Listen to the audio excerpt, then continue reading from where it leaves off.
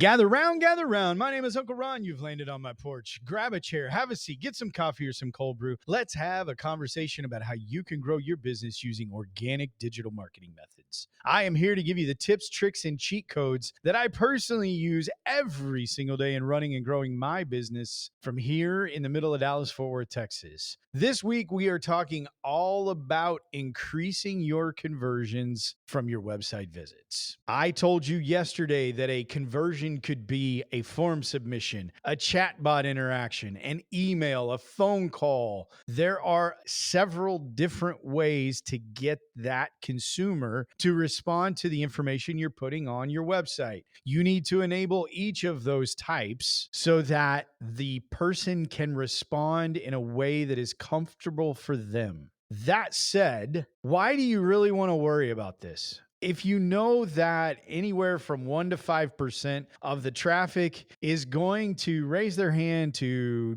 interact and purchase from you, isn't it just about increasing the traffic that's coming into your website?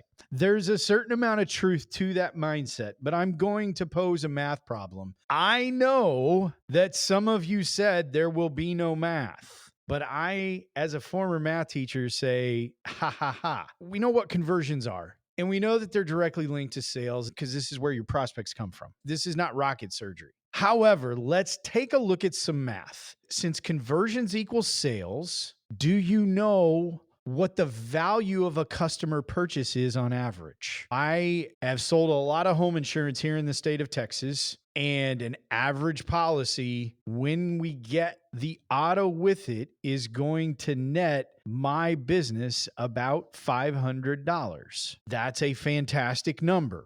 We know that on average, that sale is going to be worth about $500. I use that money to pay the people who are doing the selling, cover the mortgage on the office, and all of the overhead items that we have.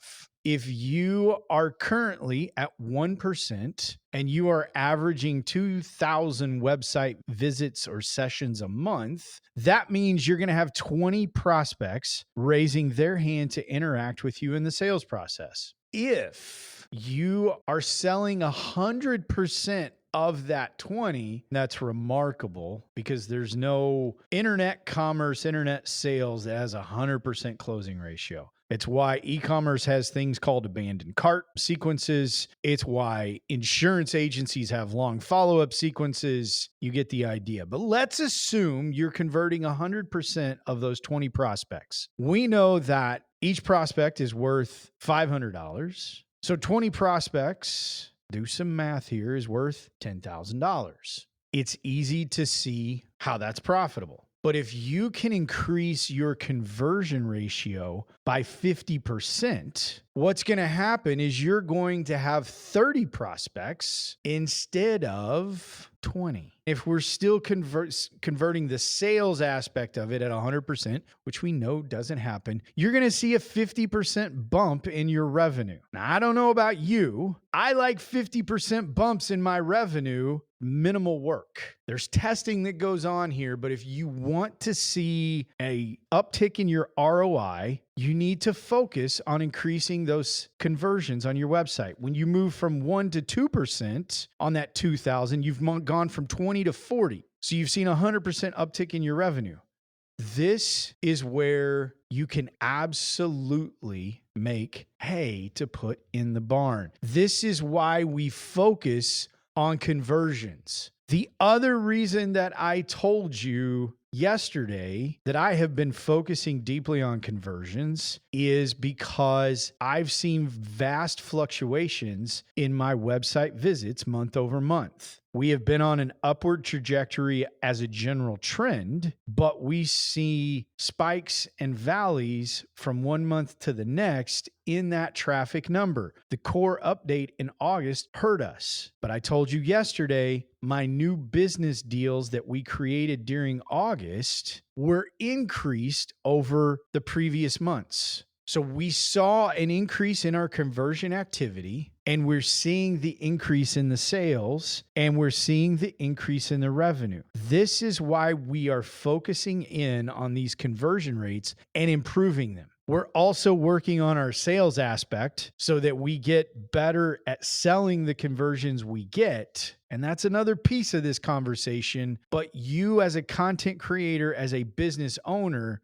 can have a very distinct effect on your business if you can focus in and create more conversions out of the same or less traffic. That is ultimately where you are dialing in all of those call to action, all of the buttons, all of the phone calls, all of the emails. This is where you're able to put things in play that will help you do more business with quote unquote less work. I'm Uncle Ron. You've been on my porch. This week, we are talking all about converting that traffic that you are getting on your website and how you can spin it into prospects, which will ultimately buy from you. If you are not on my email list, you need to get there. On Saturday, you will get an email in your inbox that will help you deploy the math of improving your conversions. I'm going to give you tips and cheat codes that will help you improve the number of people that will raise